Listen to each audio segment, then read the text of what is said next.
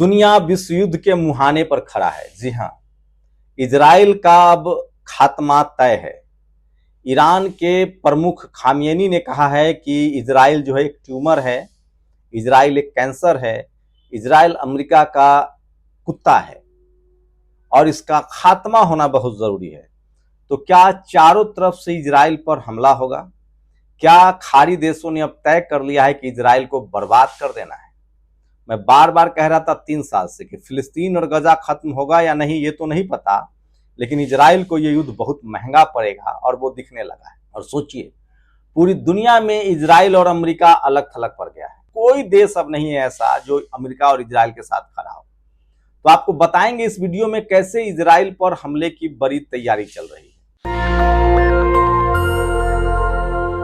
नमस्कार, मैं शंभू कुमार सिंह और आप देख रहे हैं नेशनल दस्तक। इजराइल को खत्म करने की बड़ी प्लानिंग चल रही है। इजराइल के खिलाफ ईरान ने ऐसी तैयारी कर रखी है कि पूरी दुनिया में हलचल मच गई है। अब पूरी दुनिया को लग रहा है कि आने वाले 7 दिनों में इजराइल का खात्मा तय है। दरअसल ईरान ने बहुत पहले कहा था, जब फिलिस्तीन और गजा पर लगातार बमबारी हो रहे थे, तब इजराइल को ईरान ने कहा था कि अगर हम पर हमला किया तो तुम नक्शे से गायब हो जाओगे। उसके बाद 3 साल से लगातार युद्ध चल रहा है और इजराइल ने वही हिमाकत कर दी और इजराइल ने ईरान पर हमला कर दिया। 12 दिन तक चले इस युद्ध में ईरान ने अपने मिसाइल दागने शुरू किए इजराइल पर, तो वो बैकफुट पर आ गया। इजराइल को बचाने के लिए अमेरिका B-2 बॉम्बर तो लाया, लेकिन वो भी घुटने पर आ गया क्योंकि उसका भी B-2 स्पिरिट बॉम्बर मार गिराया गया था। इसका मतलब साफ है कि युद्ध अभी खत्म नहीं हुआ है। दरअसल इजराइल के खिलाफ बड़ी तैयारी चल रही है। ईरान की ताकत को देखकर अब सारे खाड़ी देशों के ऊपर जो भय था अमेरिका का, वो खत्म हो गया है। अब धीरे धीरे सोचिए, 1 सप्ताह पहले सीरिया, जिसको अमेरिका ने असद को भगाया था 3 महीने पहले, सीरिया पर कब्जा किया और जिस आतंकी सरगना को सीरिया पर राष्ट्रपति बनाया, प्रधानमंत्री बनाया, उसी सीरिया पर हमला कर दिया। क्योंकि अब सारे खाड़ी देश, जॉर्डन, कतर, ये बड़े पिछलग्गू देश थे, सऊदी अरेबिया, अबू धाबी, ऐसे दर्जनों देश, तुर्की, ये सारे देश जो अब तक अमेरिका के इशारे पर नाचते थे, वो सब ईरान के पास चले गए, क्योंकि उनको पता चल गया कि ईरान की ताकत सबसे बड़ी ताकत है। उनको पता चल गया कि ईरान को नहीं हराया जा सकता है और उनको पता चल गया कि अब रूस और चीन के खेमे में रहने में ही फायदा है। तो पूरी दुनिया में अमेरिका पूरी तरह से अलग थलग पड़ गया है और इसीलिए खामेनी ने कहा है कि इजराइल का खात्मा दुनिया के लिए जरूरी है। इजराइल को जब तक हम खत्म नहीं करेंगे, दुनिया में शांति नहीं रहेगी। दरअसल अमेरिका का पिट्ठू है इजराइल। इजराइल के जरिए अमेरिका एशिया को कंट्रोल करता था, व्यापार को कंट्रोल करता था, खाड़ी देशों में जो तेल है और गैस है उसको कंट्रोल करता था। अमेरिका तय करता था कि वो ईरान से तेल किसी को खरीदने नहीं देता था, रूस से भी किसी को तेल नहीं खरीदने देता था। अभी भी भारत ईरान और रूस से तेल खरीदता है तो यूरोप और अमेरिका कह रहा है कि हम आप पर टैरिफ लगाएंगे। ये सारा खेल पैसा का था। 1 दर्जन से ज्यादा देश है खाड़ी देशों में जिस पर अमेरिका का कब्जा है, उसकी सेना है, वहां बेस है, उसके जहाज है। अब ये सब बोरिया बिस्तर उसको समेटना पड़ रहा है, क्योंकि अब रूस, चीन, नॉर्थ कोरिया और ईरान एक साथ आ गया है। भारत भी लगातार रूस, चीन के साथ संपर्क में। ईरान से उसकी दोस्ती जगजाहिर है, रूस से उसकी दोस्ती जगजाहिर है। चीन हमारा पड़ोसी देश है, अब उससे भी कुछ मामले जो हैं वो सुलझने की तैयारी हो रही है। लेकिन हम बात आपको बता रहे हैं इजराइल की। इजराइल वो अमेरिका का पिट्ठू था जो एशिया में उसका हथियारों की सप्लाई करता था। मैं पहले दिन से आपको बता रहा था कि इजराइल कुछ नहीं है, वो अमेरिकी हथियारों का दलाल था, ब्रोकर। वो कई देशों पर हमला करता था और उसके बाद उस हथियारों की नुमाइश करता था और वो हथियार दुनिया को बेचता था। दरअसल अमेरिका हथियार की प्रयोग के लिए, एक्सपेरिमेंट के लिए इजराइल का इस्तेमाल करता था। लेकिन इजराइल गजा और फिलिस्तीन पर हमला कर देता था, कभी लेबनान पर हमला करता था और ये बात अब बहुत आगे बढ़ चुकी है और अब उसका पाप का घड़ा बढ़ गया है। यह है बेंजामिन नेतन्याहू, दुनिया का सबसे बड़ा आतंकी सरगना है। इंटरनेशनल कोर्ट में इस शख्स के खिलाफ जेनोसाइड का केस चल रहा है। इसके अपने ही देश में, ये भी बहुत बड़ा राष्ट्रवादी होने का ढोंग करता है, इसके बेटा पत्नी और इसके खिलाफ केस चल रहा है। जैसी केस की सुनवाई शुरू होती है, ये शख्स किसी देश पर हमला कर देता है। अभी इसने सीरिया पर हमला कर दिया और इसी वजह से अब सारे खाड़ी देशों को लगा है कि इजराइल किसी का सगा नहीं है, अमेरिका किसी का सगा नहीं है, हमारा वो शोषण कर रहे हैं। कल तक खाड़ी देशों को लगता था कि हम अमेरिका से नहीं जीत सकते हैं, वो दुनिया का सबसे बड़ा टेक्निकल देश है, ये बात सही था। लेकिन जैसे ही ईरान के मिसाइल ने कहर बरपाया, इजराइल को घुटने पर ला दिया, दुनिया को पता चल गया कि हथियार के मामले में रूस, नॉर्थ कोरिया और चीन भी किसी से कम नहीं है।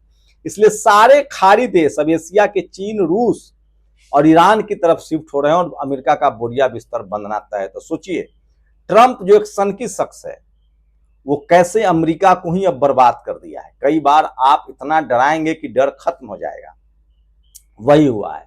लेकिन सोचिए, अब इजराइल के खिलाफ पूरे खाड़ी देश के लोग एकजुट हो रहे हैं। अमेरिका तो 7 समुंदर पार है, एशिया में तो है नहीं। एशिया में कौन है? इजराइल। तो सोचिए, 90 लाख इजरायलियों की जिंदगी अब मुश्किल में पड़ गई है। और जब चारों तरफ से हमला होगा इजराइल पर, तो उसकी क्या हालत होगी। अभी यमन के लड़ाके हुती लगातार मिसाइल दाग रहे हैं, पानी के समंदर में समुद्री जहाज को निशाना बना रहे हैं। लेबनान फिर से खड़ा हो रहा है और अब तो खामनेई ने कहा है कि ये ट्यूमर है, ये कैंसर है, ये अमेरिका का पालतू कुत्ता है और दुनिया से इसका खत्म होना जरूरी है। लेकिन ये बात अब सिर्फ ईरान नहीं कह रहा है, ये बात अब नॉर्थ कोरिया भी कह रहा है कि अब हम इजराइल को खत्म किए बगैर नहीं रुक सकते हैं। लेकिन सोचिए, अब तो रूस भी कह रहा है, रूस कह रहा है कि अगर एक भी पटाखा हमारे देश पर गिरा जो अमेरिका मेड हो और यूक्रेन ने हमारे मास्को पर दागा, तो हम सीधे अमेरिका को उड़ाएंगे। और सोचिए, जो रूस अमेरिका को उड़ाएगा वो इजराइल को छोड़ेगा। चीन ने भी यही बात कही है कि अगर ताइवान में एक भी ताइवान का पटाखा चीन में गिरा या ताइवान मामले पर हस्तक्षेप किया, तो हम सीधे अमेरिका पर हमला करेंगे। मतलब सोचिए, दुनिया में अब 2 ही देश एक साथ बच गए, अमेरिका और इजराइल। और अमेरिका का इतिहास है, वो कभी कमजोर के साथ खड़ा नहीं होता है। इजराइल का जितना इस्तेमाल करना था वो हो गया है। और मैं बार बार कह रहा था, फिलिस्तीन और गजा के निर्दोष लोगों को मारने की सजा एक न एक दिन तो इजराइल को मिलनी ही थी और वो वक्त आ गया है। खाड़ी देशों ने इजराइल के खिलाफ घेराबंदी शुरू कर दी है, उस पर बड़े हमले की तैयारी चल रही है।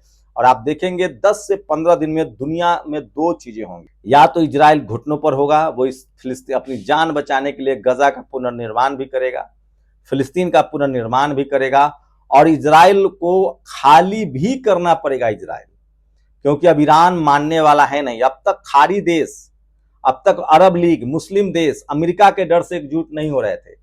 लेकिन इन देशों को पता चल गया कि एशिया में रूस और चीन, नॉर्थ कोरिया जिसके साथ है, ईरान जिसके साथ है, उसका इजराइल के अमेरिका भी बाल बांका नहीं कर सकता है।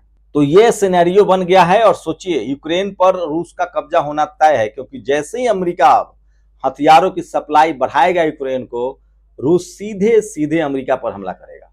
और रूस के साथ चीन खड़ा है, चीन को भी पता है कि ताइवान और जापान के पीछे अमेरिका खड़ा है, तो वो भी अमेरिका पर हमला करेगा। इसका मतलब है कि इजराइल और अमेरिका की वजह से दुनिया एक और युद्ध झेलेगा। 2 वर्ल्ड वॉर यूरोप में हुआ है, हो सकता है तीसरा वर्ल्ड वॉर जो है वो एशिया लीड करे। और दूसरे वर्ल्ड वॉर को भी रूस ने खत्म किया था, हिटलर को मारकर, जर्मनी पर कब्जा करके। हो सकता है कि तीसरे वर्ल्ड वॉर में इजराइल का अमेरिका तो हो सकता है बच भी जाए, क्योंकि वो 7 समंदर पार है, लेकिन इजराइल का बचना नामुमकिन है, क्योंकि वो खाड़ी देशों से घिरा है। और सोचिए, एक सैनिक तानाशाह ने पूरी दुनिया को खतरे में डाल दिया। पूरी दुनिया में महंगाई है, क्योंकि इस पर खुद भ्रष्टाचार का आरोप था।